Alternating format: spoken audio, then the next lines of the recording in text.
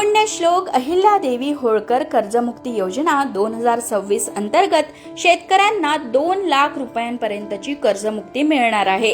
अल्पमुदतीच्या थकीत पीक कर्जांचा तसंच पुनर्गठित आणि फेर पुनर्गठित कर्जाचा या योजनेत समावेश आहे।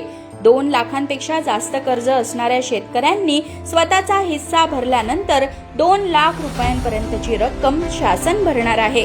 समजा एखाद्या शेतकऱ्याचे 2,10,000 रुपयांचे कर्ज थकीत असेल तर त्या शेतकऱ्याने वरचे 10,000 रुपये भरल्यानंतर 2 लाख रुपयांपर्यंतची रक्कम शासन भरणार आहे। या योजनेमुळे शेतकऱ्यांना पुन्हा कर्ज मिळण्याचा मार्ग सुकर होणार आहे। तसंच या योजनेत जमीन धारणेची अट नाही।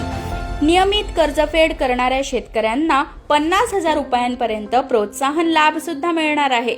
आता पाहूयात या योजनेचा लाभ कोणाला मिळू शकणार नाही।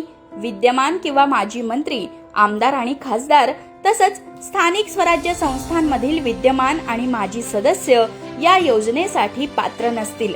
तसंच ज्यांचे मासिक वेतन 25,000 रुपयांपेक्षा जास्त आहे असे केंद्र किंवा राज्य शासनातील अधिकारी आणि कर्मचारी या योजनेसाठी पात्र नसतील।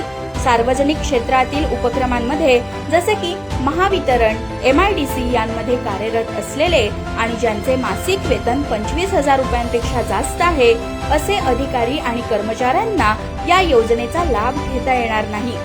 शेती व्यतिरिक्तच्या उत्पन्नावर आयकर भरणाऱ्या व्यक्ती सुद्धा या योजनेचा लाभ घेऊ शकणार नाहीत। ज्यांचे निवृत्ती वेतन 25,000 रुपयांपेक्षा अधिक आहे अशा निवृत्ती वेतन धारकांनाही या योजनेचा लाभ मिळू शकणार नाही।